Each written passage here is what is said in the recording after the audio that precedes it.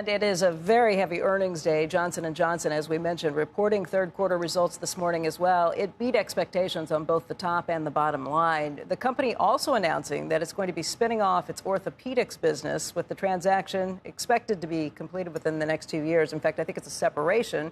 We're not sure exactly how it's going to be separated from the company. But joining us right now to talk about this and much more is Joaquin Duato. He is Johnson & Johnson's chairman and CEO. And Joaquin, thank you for joining us this morning. Thank you, Becky. A lot of news to run through. Why don't we start with the earnings? They were quite a bit better than had been expected, and there was a lot riding on this with the expiration of exclusivity for Stelara. This was a big year, and people were watching to see what you did. So what happened here? Thank you, Becky. It was a very strong quarter. And it's more than a strong quarter. It's a sign that Johnson & Johnson is entering in an era of accelerated growth.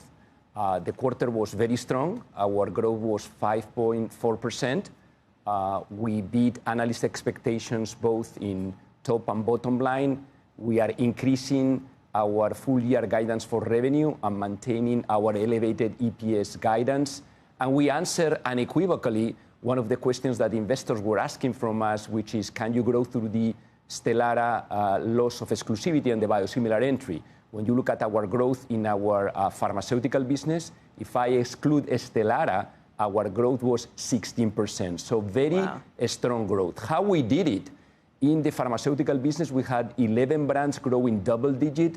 Perhaps the standout is Tremfya, which is the product that operates in the same area as Stelara, that grew 40%. So we think that Tremfya, it's going to be bigger and better than Stelara. Is that an autoimmune disease? Exactly. It's approved now both for plaque psoriasis, and also recently we are in the middle of the launch in ulcerative colitis and Crohn's disease. We also had great results in our medtech business with sequential growth, 5.7% in our medtech business. And we had a standout in our cardiovascular business with 12% growth, with Shockwave, our recent acquisition in calcified arterial disease, growing north of 20% and treating its 1 millionth patient. So as I said, we are in an era of accelerated growth for Johnson & Johnson that we see it lasting for the rest of the decade. Joaquin, Carvykti, your multiple myeloma drug, just was kind of pointed out by the FDA earlier this week that you have to have a warning label on this now for fatal impact on stomach or intestine issues. What's the impact of that? Multiple myeloma is a terrible disease, but they did see a couple of instances of patients who were taking that who had intestinal trouble that in some cases could be fatal. Carvykti is a transformational medicine. The growth in the quarter was 80%. When I talk to clinicians, they tell me that the risk-benefit of Carvykti is excellent. Keep in mind that Carvykti is treating patients with late-stage multiple myeloma. Now we have the approval to 1 to 3rd lines prior therapy, and we have overall survival. This is the closest to a cure that you can get.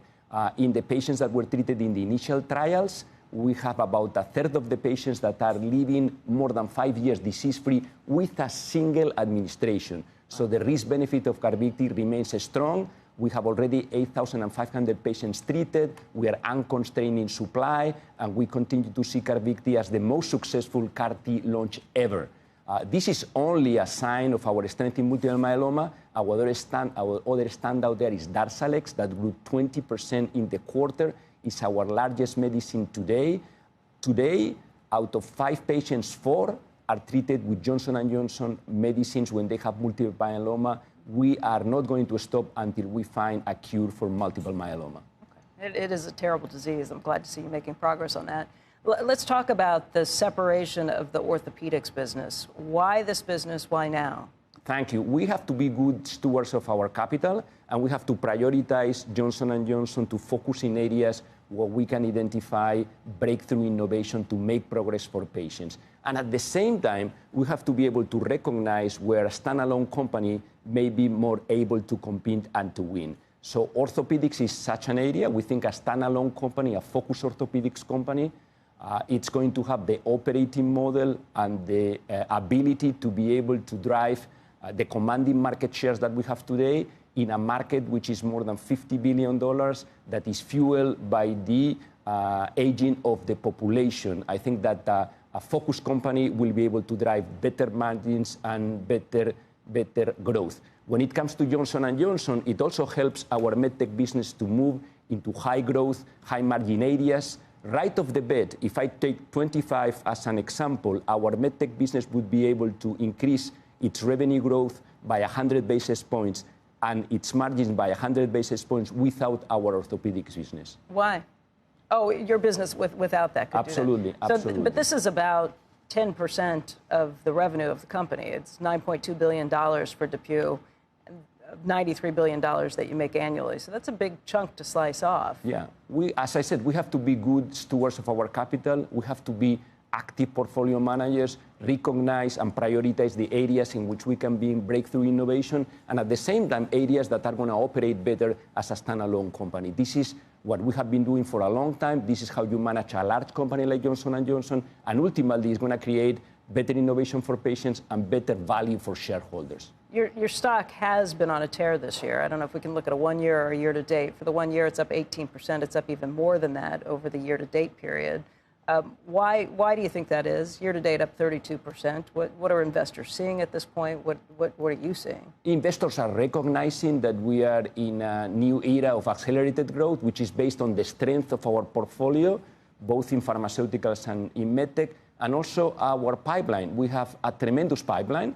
We just got the approval of a new therapy for localized bladder cancer called Inlexzo that combines our capabilities both in medtech and in pharmaceuticals. It's a targeted release system that delivers a cancer treatment into the bladder. There's about 1 million patients with localized bladder cancer every year. It's going to be, this platform, our next more than $5 billion blockbuster. Also, staying in pharmaceuticals, we just filed for icotrokinra, an oral peptide that blocks IL-23.